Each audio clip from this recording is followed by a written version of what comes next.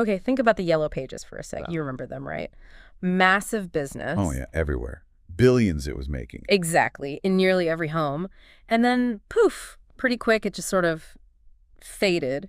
And the core reason, it wasn't like a lack of info. No. It was just that people found faster, easier ways to get what they needed, better user experience, basically. That's a really good way to put it.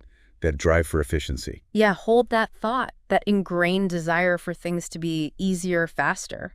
Because we're seeing something kind of similar starting up now. With voice technology. Right, with how we interact with tech, powered by voice. It's a great parallel. And that's what we're digging into today, isn't it? We're using the sound of the future, the coming age of voice technology by Tobias Dengel as our guide, really trying to, get to grips with what's happening. Yeah, why it matters, where it's all heading. Right. And for you listening, maybe you want to understand this stuff thoroughly, but, efficiently, without getting bogged down in jargon. Yeah, totally. Think of this as your express route. We're pulling out the essentials, the kind of surprising bits, to give you a really solid grasp of this voice revolution that's coming. So today we'll kind of journey from the first signs of its potential. And there are some very human stories there that really show the need for it. Okay. Through lessons from other big tech shifts, how we adopted those. Right, like the internet. Exactly. Yeah. And then right up to the practical ways voice is already changing things. Yeah. Our lives, businesses. We're talking safety, accessibility. Productivity, even the fun stuff. Okay. Yeah. Expect a few aha moments, hopefully. Some things clicking into place. All right, let's unpack it then. Dengel kicks things off with a really powerful story. It highlights just how fundamental communication is.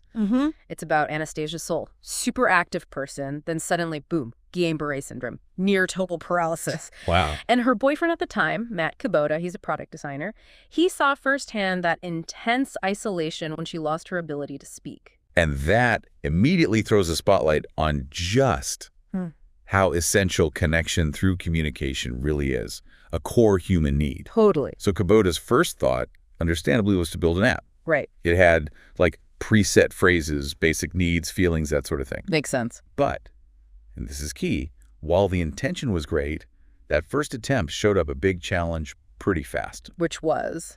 Well, when you're trying to express, the nuances of what you're thinking, your specific needs, a one-size-fits-all solution, it just doesn't cut it. That's a great point, yeah. And that early struggle, it kind of underscores the difference, doesn't it, between where voice tech is now. Interesting. Helpful sometimes. Yeah, maybe fun, but not quite life-changing for most of us yet. Right. But compared to its ultimate potential, that's the contrast Dengel draws. So underneath that sort of novelty layer. Exactly. There's a huge amount of innovation bubbling away. Dengel really stresses this, sprawling network of companies. The big ones, Amazon, Google, Microsoft. Yeah, but also OpenAI, Cerence, lots of others, all adding pieces to this growing toolkit of voice stuff. So it's a collaborative effort, really, pushing things forward faster. That seems to be the idea. But is that fragmented landscape, all those different players, is that actually a good thing? What do you think? That's a really interesting question.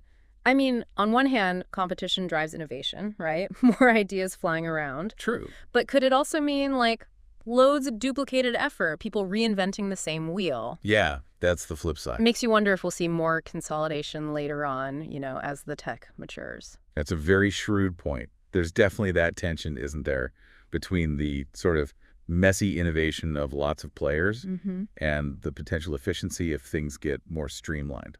Yeah, time will tell on that one. It's easy to think of voice tech as this brand new thing, but Dengel makes some really smart comparisons. The earlier tech shifts. Yeah, exactly. He reminds us how skeptical people were about video at first. That famous quote, it won't last. Right. Or the internet in the mid-90s. Totally underestimated. Even the insiders, the people building it, often struggled to really picture what it would become. Which definitely makes you ask the question now, doesn't it? Are we maybe underestimating voice? Good point. Just like someone in 95 couldn't really imagine today's internet, maybe we're missing the full picture of how voice will reshape, everything, how we interact with machines. Yeah. Dengel suggests these early, maybe sometimes clunky versions we see now. They're just the very, very beginning. And talking about those early versions, he mentions this idea of multimodal systems. Right, not just voice. Yeah, we're kind of used to this back and forth, right? Ask your phone something, get one answer back. Turn-based. Exactly. But he says the future is heading towards concurrent communication, meaning devices responding simultaneously, using multiple senses, sight, touch, sound, maybe even while we're still talking. Wow, okay. So moving away from that step-by-step exchange Yeah. to something much more fluid, real-time. That's the idea. So like you say a movie title, the poster pops up instantly on a screen. Or ask for directions and you feel a little vibration guiding you left or right. Okay, that kind of simultaneous feedback, Yeah. that could make things feel way more intuitive, more efficient too. Definitely. Now, it's not all, smooth sailing. Dangle does tackle some hurdles. Okay. Like the uncanny valley effect. Yes, the creepiness factor. Right. When machines try to mimic humans too closely, it can just feel weird, artificial, unsettling. So maybe the goal shouldn't be for voice assistants to sound exactly like a real person. That's a really critical point about managing expectations, isn't it? Yeah. And user comfort. Yeah. Pushing too hard for that perfect human mimicry might actually backfire. There's probably a sweet spot, helpful, engaging, but not unsettling. Finding that balance. He also talks about cognitive trust. Cognitive trust, meaning... Basically, how current voice bots often kind of struggle with really complex, open-ended chats, where the conversation could go anywhere. Right, they're not great at just riffing. Exactly. Though he does point to ChatGPT 3.5 as a big step forward there. Being able to handle more nuanced dialogue. Yeah, that ability to have a natural, free-flowing conversation, that's been a huge hurdle. Oh, right. And while things like ChatGPT 3.5 are showing amazing progress in understanding context, holding a conversation, earlier bots just couldn't keep up. Which is why Dangle says, for now at least, we should maybe see current assistants as tools for specific limited tasks. Manage expectations. Right. If we know what they're good at, we're more likely to trust them for those things. Builds confidence. Got it. But, okay, what makes voice potentially so revolutionary in the long run? Dangle brings in Amy Webb's framework here. Her indicators for transformative tech. Yeah.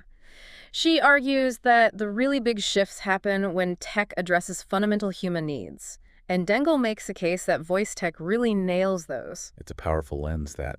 Because voice does seem to align so well with basic human drivers. Like what? Well, think about it. Speed speaking is often faster than typing or clicking, right? Intuitiveness, it's our most natural way to communicate. Getting info reliably, making tasks easier, efficiency, safety, well-being. Natural interaction. Yeah, all of it. Voice has the potential to seriously improve all those areas of our lives. And the engine driving this, the real powerhouse, is obviously the breakthroughs in AI, natural language processing. He points to ChatGPT, again, its ability to really understand and remember context in a conversation, calls it a proper step change from older tools. Yeah, the buzz around ChatGPT being called a breakthrough of the year and all that, it really highlights how big these recent AI leaps are for voice. Absolutely. That ability for AI to grasp context, to remember what was said earlier in the chat, that's a game changer for making voice interfaces feel natural and actually work well. How do they do that fundamentally? Well, basically, these AI models learn patterns from just unimaginable amounts of text and code, which lets them generate new text, translate, understand prompts, and respond in a way that feels much more human-like than anything before. He's careful, though, right? Says AI is still a work in progress. Oh, for sure. It has limitations. But even now, it's incredibly useful if you understand those limits. And he kind of hints that the future of this generative AI, going beyond just text to those multimodal interfaces we talked about. Yeah. That's what will really drive fundamental change in how we interact with machines. That shift towards multimodal powered by generative AI, that's where it gets really exciting. How so? Imagine just using your voice and seamlessly triggering responses that involve text, images, maybe synthesized speech, all happening almost instantly. Wow. That kind of fluidity, that'll completely reshape our daily interactions with tech. Okay, let's get into the practical side then. Dangle looks at how voice can really boost efficiency, productivity. Right. He even mentioned something called Baumol's disease. Yeah, the economic idea. Right, that some service industries inherently struggle to improve productivity over time. Think about getting a haircut. Takes about the same time now as it did 50 years ago. Exactly. But Dangle argues voice, especially paired with AI, can finally make a real dent here, particularly in areas like healthcare. Absolutely. I mean, the simple fact that we speak, 3 times faster than we type, Yeah, roughly. That has massive implications for capturing and sharing information more efficiently. So even small time savings add up. Hugely. Even marginal improvements on routine tasks.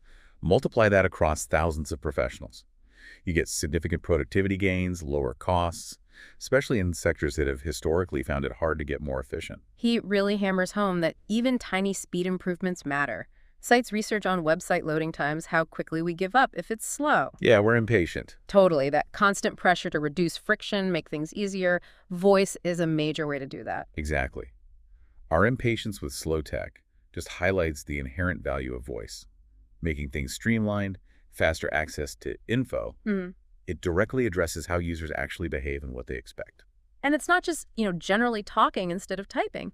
He highlights this coming speech-to-text revolution. And how that could potentially free up professionals, lawyers, doctors, whoever, from loads of just mechanical tasks. Right, freeing them up to focus on the more creative stuff, the critical thinking. Exactly. Yeah, imagine lawyers drafting complex documents or doctors dictating patient notes. If that transcription becomes just seamless, automatic, via voice. They get more time for analysis, strategy. The crucial human parts of their job. Exactly. We're even starting to see voice coding. Can you believe that? It sounds wild, doesn't it? Yeah, he mentions tools like Serenade, Talon. GitHub's experimenting with it via Copilot. It does sound futuristic, but it's moving fast. The idea of using voice commands to actually write code, navigate complex programs, even summarize code. Wow. It opens up really exciting possibilities. Boosting programmer productivity, maybe making coding more accessible too. Yeah. Willow Tree exploring these tools shows it's getting real. Okay, shifting from individual productivity, Dengel looks at customer service. How voice could turn it from just a cost center into, like, a competitive edge. How so? Purely through speed and efficiency, basically. Makes sense. In today's world, customer expectations for speed and convenience are just sky high. Right. So voice tech gives businesses a real chance to up their game, resolve issues faster, more efficiently, that leads straight to happier customers, more loyalty. He gives examples, too. Dash systems in manufacturing, Walmart voice order in retail. Okay. Showing how voice gives faster, more intuitive access to info helps employees get tasks done easier in those environments. Yeah, those practical examples show how broad this is. Factory worker needing hands-free access to maintenance info. Right. Retail customer just adding items to their online list by speaking. Voice just feels more natural, more efficient. And he talks about this big shift we're seeing from mobile-first design to voice-first design. Points to that little microphone button popping up everywhere as a sign. Yeah, you do see that mic icon way more now, don't you? Totally. It really signals a fundamental change in how we design digital stuff. Voice isn't just an add-on anymore. It's becoming primary. Yeah, a primary way people interact.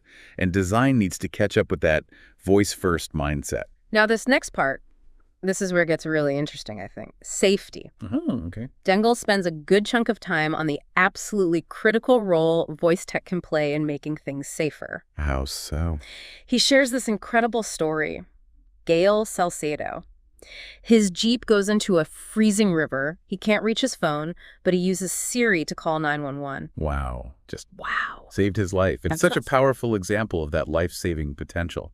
That story is incredibly compelling. It really hits home, doesn't it? A side of voice tech we maybe don't think about as much, beyond convenience. Exactly. And those critical, time-sensitive moments, just being able to use your voice to get help can be the difference. Literally life or death. And he makes this really crucial point about user interfaces. Badly designed interfaces on powerful tech, they can actually be deadly. Right. Fumbling with buttons in an emergency. Yeah. Voice offers a much more direct, immediate way to take control in those high-stakes situations. Absolutely. When you're dealing with complex machines or you're in a high-pressure emergency, struggling with menus or buttons, that can have serious consequences. Voice feels more natural, instantaneous. It cuts down the chance for human error, dangerous delays. He gives a whole range of examples. Visiting Angel's constant companion gets emergency help for seniors. Fast. Or voice authentication like Charles Schwab's, "My voice is my password." More secure and easier. Often, yeah.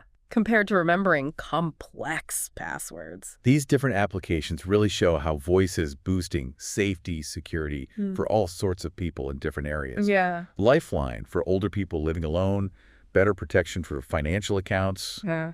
The benefits are really clear and tangible. And it's not just on the ground either. Aviation. In planes. Yeah, companies like Honeywell, Rockwell, working on voice control systems for pilots. The goal is to reduce their workload, improve reaction times in emergencies. Potentially leading to safer planes overall. That's the idea, voice-controlled aircraft. Wow. The fact that aviation is investing heavily in this, focusing on reducing the pilot's mental load, enabling faster reactions, that says a lot about the safety potential. And that some voice systems might even react faster than a human pilot in certain scenarios. That's pretty remarkable. Even the military's involved, developing voice tech for robotic vehicles, for complex sonar operations.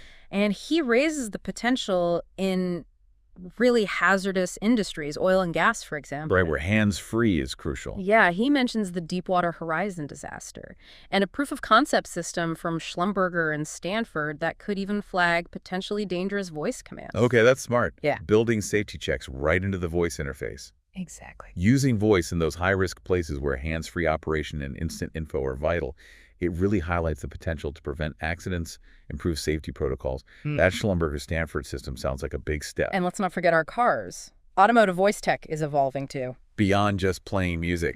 Yeah, moving into proactive safety features. He mentioned Cerence Copilot. What is that, eh? Uses AI to analyze driving data in real time. Can proactively offer safety tips, warnings to the driver. Ah, so it's becoming more like an intelligent co-pilot. Exactly. That's a really positive shift. Instead of just reacting to commands, these systems are starting to anticipate hazards, give timely warnings, making roads safer. Okay, so safety is huge. Dangle then shifts focus a bit to how voice tech improves our access to information. Right.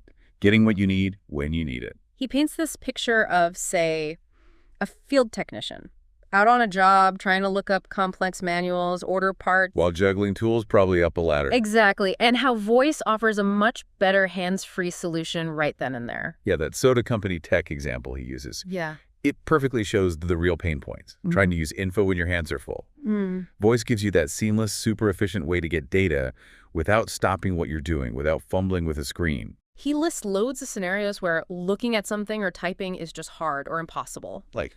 Surgeons in an OR, mechanics under a car, warehouse workers on the move. Right, hands and eyes busy. Yeah. And the value of just being able to ask for the data you need, it's immense. In all those situations, voice becomes the ideal interface, doesn't it? Accessing vital info without stopping work. Saves time, reduces errors. And he talks about the future of voice search, too, powered by AI. Moving beyond just lists of links. Yeah, to giving you direct, concise answers. He uses this example, Sarah, a nurse. Okay. She uses a voice-activated genie to quickly pull up patient notes, talk to the pharmacy, message doctors, all streamlined. That anticipated shift, direct answers from voice search, not just links, that feels like a really big leap in efficiency, convenience. Definitely. And that Sarah example in the hospital, it perfectly shows how voice can streamline really complex workflows, improve communication between professionals, better patient care, ultimately. Now, this next area feels really crucial too, bridging the digital divide, fostering inclusivity. Using voice to help people left behind by traditional tech. Exactly. Dangle explains how voice interfaces can help people with limited digital literacy, or maybe no reliable computer access, to still use essential online services, get information. That's huge. Voice is an equalizer in our digital world. Yeah. Providing a path to access info, services, opportunities for people who face barriers with normal tech. That could have a massive impact on social economic inclusion. He does mention a challenge, though, discoverability. How do you find stuff on voice-only platforms? Right. No screen to browse. But he highlights how location-based multimodal tools are starting to solve that. Okay. And other examples? Voice in healthcare for info sharing between staff. The U.S. Navy developing a voice AI assistant for sonar operators, pretty specialized. Wow. Overcoming that discoverability challenge is definitely key for voice to really take off. These multimodal tools sound promising, and seeing it used in healthcare, even Navy sonar, shows how broad the benefits are. It's also fascinating how advanced voice tools can now analyze conversations, unstructured data for sentiment. To find business insights you might otherwise miss. Yeah. And he talks about long-tail use cases. Meaning? Those less common but still really important customer needs, like needing a specific bank routing number or a complex HR question. Voice can handle those efficiently. Ah, okay. So digging insights out of everyday chats using sentiment analysis, That opens up new ways for businesses to really understand customers better. And handling those niche, long-tail requests well, even if they're rare, that can seriously boost customer satisfaction, build loyalty. He gives a specific example, Soapbox Labs working with McGraw-Hill. What are they doing? Developing an automated system to assess kids' reading skills using voice. Whoa. Okay. But he notes the challenges there. Accurately understanding kids' speech is tough. Different accents, pronunciations. Yeah, I can imagine. But applying voice tech to assess literacy. Huge potential in education. Yeah. Still, the complexities of kids' speech mean you need really specialized development, lots of testing. And fundamentally, he keeps coming back to voice as this basic universal communication tool. Accessible to almost everyone. Right. People with physical disabilities, people who maybe can't read, and its role in translation, breaking down language barriers. He shares really inspiring stories. Vocable, Google's Look to Speak app, helping people with paralysis communicate. Recognizing voice as that fundamental tool has huge implications for accessibility. Those examples, Vocable, Look to Speak, they powerfully show how voice tech can restore communication, promote independence for people with paralysis. He also talks about support for people with impaired hearing, real-time speech-to-text apps, built-in services in meeting platforms like Zoom or Teams. You can conversations accessible. Yeah, and integrating people with literacy challenges into the autonomy. Mentions Oracle's work in India as an example. Providing that real-time speech-to-text, enabling access for people with literacy issues. Those are critical steps towards a more inclusive society. Oracle's work in India shows the positive economic impact, too. And then there's the Babel challenge. Language barriers. Exactly. How voice tech is being used for real-time translation. He mentions Amazon's huge multilingual data set, massive, and their competitions to push innovation in multilingual understanding. Yeah, overcoming language barriers is essential for global communication, global business. The efforts by big tech like Amazon to build sophisticated multilingual voice tools, that's going to be transformative for connecting people worldwide. And finally, this incredible moving story about Val Kilmer. The actor. Yeah. Lost his voice to throat cancer. A company called Sonantic used AI to recreate it. Wow, really? Yeah. That's a pretty amazing application. It's deeply poignant. Yeah. A powerful example of using voice tech to preserve, even restore, a fundamental part of someone's identity, their ability to communicate, even after something devastating like that. Okay, so it's not all about just practical stuff or serious issues, right? Yeah, definitely not. Dangle makes a good point. Our basic human drive for fun, for enjoyment, that's a massive factor in how we adopt new tech. Absolutely.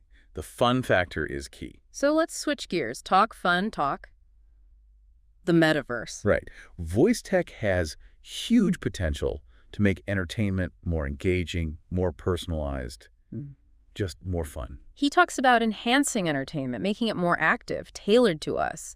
Mentions Spotify analyzing user emotion, context. To give better music recommendations. Yeah, tailoring it to your mood or what you're doing. That seamless integration of voice with platforms like Spotify. Yeah. It opens up possibilities for way more dynamic, truly personal experiences. Yeah. Moving beyond just passively listening. More interactive, context-aware. Exactly. And generative AI is big here, too. Voice synthesis, recreating familiar voices. The ethical minefield. Well, yeah. He brings up the Anthony Bourdain documentary controversy. Right, using an AI voice for him. Versus the more accepted use in the Andy Warhol diaries. It definitely raises big ethical questions, doesn't it? Consent, authenticity, potential for misuse. The different reactions to Bourdain versus Warhol show how nuanced this is. He also mentions the potential for voice synthesis to totally change audiobooks. Make them more immersive. Yeah, more engaging. Absolutely. Voice synthesis could revolutionize audiobooks. Yeah. New ways to do narration, character voices, better production quality, making them more compelling, maybe more accessible too. And then the metaverse. Still a bit fuzzy for many people, the metaverse. True. But Dangle argues intuitive voice tech will be absolutely essential for interacting in those virtual worlds. Because keyboards and mice don't really work there. Exactly. In those immersive environments, voice just feels like the most natural, practical way to talk, move around, interact with things. Yeah, without physical inputs, voice becomes critical for engagement. He mentions Meta's SI Arioki project, Conversational AI for realistic avatar chats, and VoiceMod, that popular voice-altering tech. Letting you change how your avatar sounds. Yeah, gives a glimpse of how we might talk and interact verbally in virtual spaces. These developments in conversational AI, voice alteration, They're key to making the metaverse feel rich, social, engaging, letting people express their virtual selves creatively through voice. He even gives fun examples for kids. Snorball, an interactive toy. Volley's game, yes, sire. Showing how voice makes playtime more interactive, imaginative. Yeah. And he notes big brands like Disney, Lego getting into the metaverse, and how voice becomes important for brand interaction, even virtual shopping. Integrating voice into kids' games, big brands moving into the metaverse. It really underscores how important voice is becoming as the main interface for entertainment and commerce in these digital spaces. And finally, he points out how just being able to ask for media directly with your voice. Play the latest episode of. Right. It's starting to shift power away from traditional cross-promotion. You just ask for exactly what you want. Yeah, that direct access via voice definitely disrupts old media models, empowers consumers to go straight to the content they want. Okay, so with all this potential across so many areas, what's the actual business case? Why should companies jump in? Good question. Dingle points to big projected growth in investment, voice recognition, processing systems across loads of industries. That heavy investment across so many sectors, it clearly signals voice tech is becoming a strategic business tool. Right. Companies everywhere are seeing the potential. Under efficiency, better customer experiences, new opportunities for growth, innovation. He talks about that universal frustration, long hold times for customer service. And how smart voice tech offers solutions way beyond just simple call routing. Yeah, long hold times are a huge pain point. Advanced voice tech can automate answers to common questions, resolve simple issues faster. Better customer satisfaction. Definitely. And lower operating costs for the business, too. He gives examples from banks Capital One's Eno, Bank of America's Erica. Using voice for better customer experience and security. The financial sector was an early adopter, wasn't it?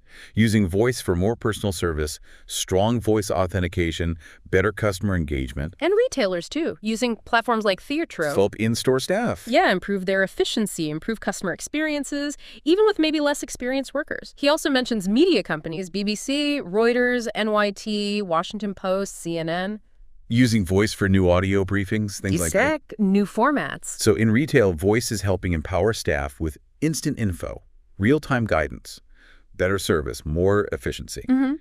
And media outlets are using voice to give consumers new, convenient ways to get news.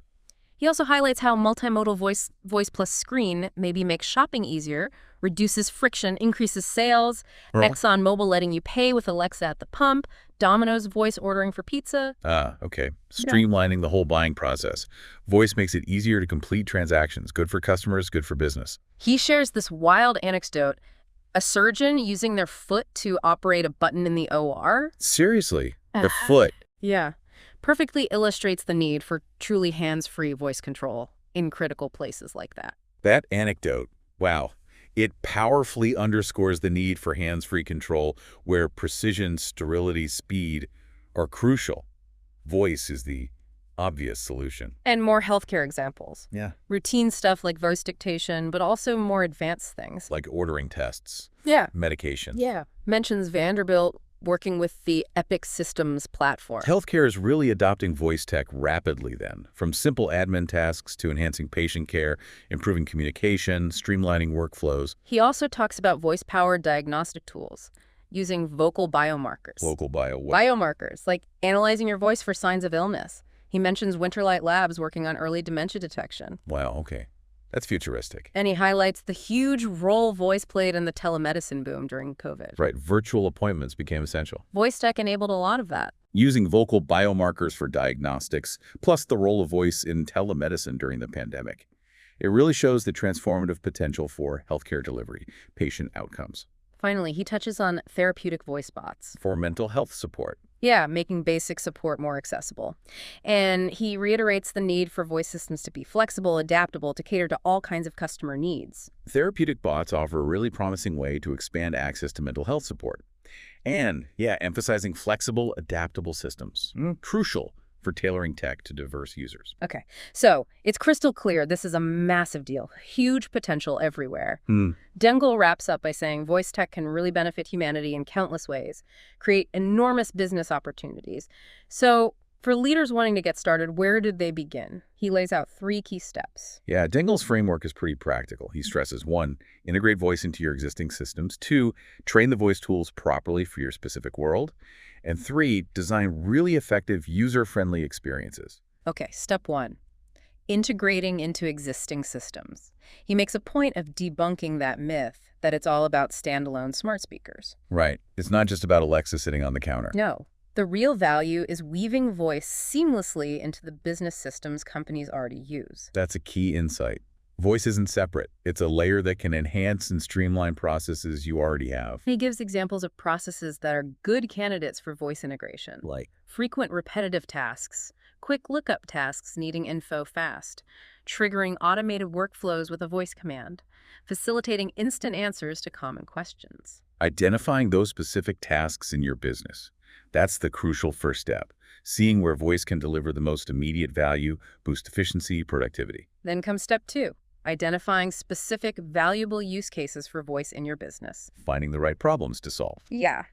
He shares Cathay Pacific's experience using voice bots for common customer service stuff, and Vocalytics AI using hospital mics to detect patient distress passively. Those real-world examples show how different industries are finding targeted voice solutions for specific challenges, enhancing customer experience, even patient safety. He talks about the value of voice for serving those long-tail markets to niche needs, Right. and how voice search makes detailed multi-word searches much easier.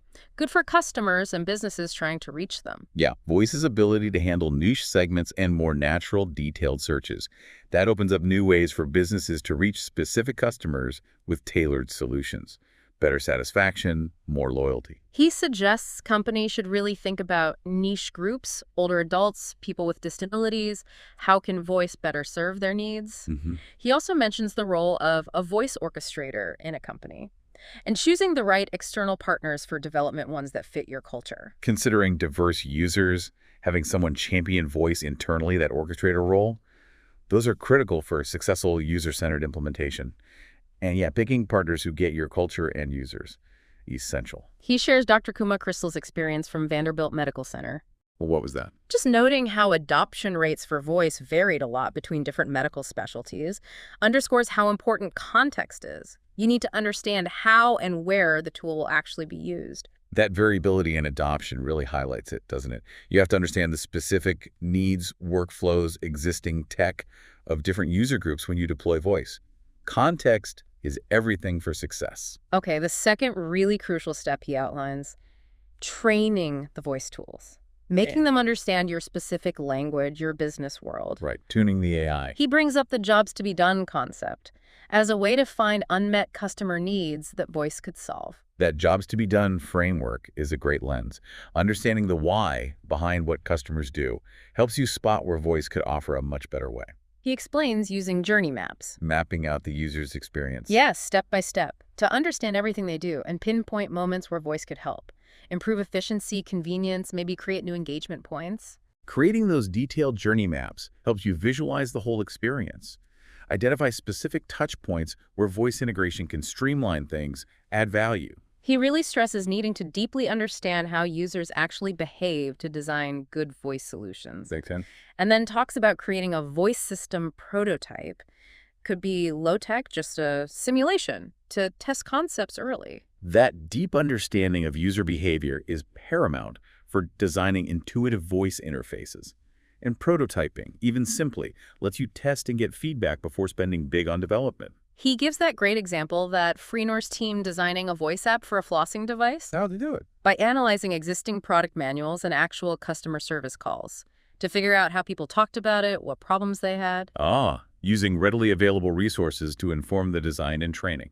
Smart. It's a really concrete example. He explains you need to identify the exact language customers will use, the terminology, and build databases of specific product info the voice app can use to give good answers. Building that vocabulary, that knowledge base, that matches how customers actually talk about your stuff.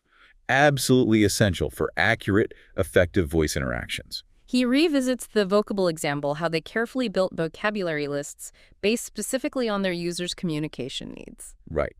tailoring it precisely. He also mentions the advantage big companies have with all their data, Yeah, more data to train the AI. but highlights synthetic data as a promising way for smaller businesses to compete. Synthetic data, like artificial data. Basically, yeah. Realistic but artificially generated data you can use to train AI models when you don't have massive real-world data sets. Okay, that levels the playing field a bit. Interesting. Finally, on training, he emphasizes rigorous testing and iteration, refining based on user feedback. Because it won't be perfect first time. Exactly. Initial error rates are normal, but you can reduce them through things like vocabulary correction. He also says keep voice bot statements brief, offer limited, clear options, don't overwhelm the user. Continuous testing, refining based on real feedback. Crucial for improving accuracy, usability over time. And yeah, simple design principles keep prompts concise, limit choices, make a big difference to user experience. Avoid frustration. Okay, the third and final big step, Dengel outlines. Yeah. Designing effective, intuitive voice user experiences. The UX part. Right. And he emphasizes it's usually multimodal, not just sound. Integrating voice with visual, tactile maybe. Yeah. Seamlessly combining oral, visual, tactile elements for richer, clearer interaction. Recognizing voice is often just part of a bigger multisensory experience. That's key for user-friendly design. Visual cues, sounds, haptic feedback, they all enhance clarity and engagement. He says there's growing recognition across industries of the value of this multimodal approach. Makes sense. And stresses designing all the modes, voice, visual, sound, haptics simultaneously, collaboratively, right from the start. Taking that holistic, integrated approach, considering all aspects of the UX, not just voice in isolation, that's essential for seamless, intuitive interactions. Needs collaboration between different design folks. He mentions WillowTree's Voice UI Design Kit as a resource and underscores thinking about all the states of interaction. From starting the request. Yeah, initiating, asking, receiving the answer, responding again, concluding. Even simple voice tasks have lots of important little details. Using design resources, meticulously thinking through every stage of the interaction, vital for crafting well-designed, user-centered voice experiences. Those details matter. He notes voice is fast becoming just a required, expected part of digital experiences now. Like having a mobile site. Kind of, yeah. And highlights sonic branding. Sonic branding, using sound to represent a brand. Yeah, using custom synthetic voices to embody the brand's identity, personality. Reed Speaker is an example he gives. As voice becomes more integrated, sonic branding will definitely get more important. Creating distinctive audio identities. Custom voices become a memorable way for brands to connect. Finally, he shares that compelling story about Doug Lilly and the locution voice system for emergency dispatch. 911 centers. Yeah. Shows the huge benefits in speed, efficiency in critical environments, but also highlights the need for careful planning, good implementation, and giving users time to adjust to new voice interfaces. That emergency dispatch example is powerful. Real-world proof of improving speed and efficiency when seconds count. But it also shows, vividly, you need meticulous planning, good training, and patience for user adoption to make it work well. So, wrapping this all up, voice tech has this just incredible potential, doesn't it, to transform so many parts of our lives. Yeah, absolutely. Making us safer, more connected, boosting productivity, creating totally new ways to engage with everything. We've seen how it's already happening. Yeah. Across different industries, for all sorts of people, different needs, abilities. And it really boils down to understanding those fundamental user needs, doesn't it? And then thoughtfully designing voice experiences that integrate seamlessly. Exactly. And looking ahead, it's pretty clear voice tech isn't slowing down. It'll keep evolving, becoming more seamless, more intuitive, just an indispensable part of daily life. Yeah. The lines between talking to humans and talking to intelligent machines, they're going to keep blurring. Yeah. In ways we're probably only just starting to imagine. It really makes you think, doesn't it? How this is all going to impact your own work, your personal life in the years ahead. Well, thanks so much for taking this deep dive into voice technology with us today.